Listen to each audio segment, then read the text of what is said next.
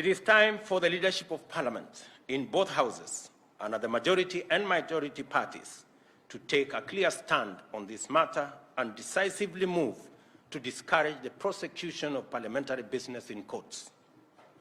There are some courses of action which automatically fall off our set of strategic options once we properly internalize our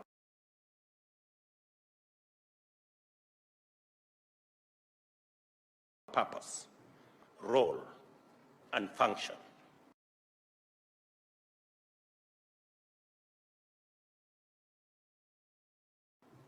For parliamentarians, court litigations, or every dimension of national endeavor. This power, however, must be exercised with prudence, restraint, and a strong sense of sustainability, especially as pertains to matters budgeting. I agree entirely that we must cut the cloth that fits us. We cannot continuously have an oversized budget and imagine that there will be some miracles that will happen. When I came into office, we had a budget that we needed to borrow 900 billion. And I thought that was reckless and irresponsible. I cut it down to 600 billion. I will be presenting shortly our revised budget that will actualize that commitment that I made to the country.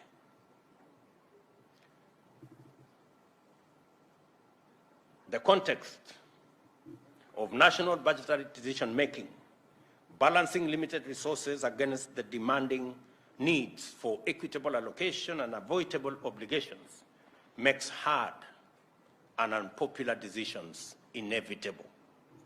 The scope of our budgetary ambitions is firmly dictated by our ability to finance it through available revenue-raising measures. Service delivery depends on appropriation of available resources, and it is quite clear that not every item we deem urgent and necessary will be financed. And when I say available revenue-raising measures, I mean that each and every one of us, once we agree on a tax regime, each and every one of us must pay their part of taxes. We cannot continue to operate in a space where those in power exempt themselves from paying taxes using all manner of instruments, while those who do not have as much power pay tax. All I am saying is that the good people who are used to exempting themselves from paying tax, their day is up. Every citizen must pay tax. That's all I am saying. And it doesn't matter, even if they sponsor demonstrations so that they don't pay tax, I want to promise them they will pay tax. There's no more exemption. This country is not the animal farm, where some are more equal than others. We are going to have a society where every citizen carries a fair share of our burden to raise taxes. I am not talking about additional taxes. I am talking about taxes that have been agreed upon by Parliament and signed into law. We must therefore be especially prudent, by which I mean that it is our duty to avoid increase in budgetary allocations regardless of financing capacity, and to endeavor at all times to use our offices as servants of the people to ensure that government lives within its means.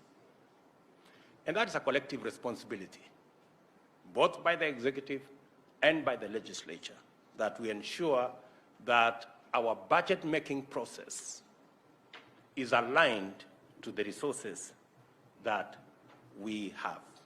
This calls for us to bring back our expenditures within sustainable limits. Our recurrent expenditure currently outstrips revenue collection. You will recall that in our last interaction, I directed the National Treasury to reduce budgetary allocation, as I said, in this year's budget by about 300 billion. The reductions are going to be included in the supplementary budget for your consideration once the House resumes, and I am counting on your understanding and leadership to minimize non-essential expenditure.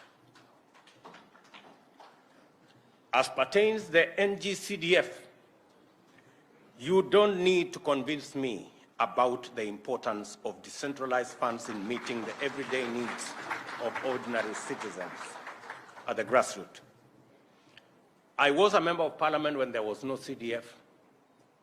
I was a member of parliament when we introduced CDF. I know the difference. It is like day and night.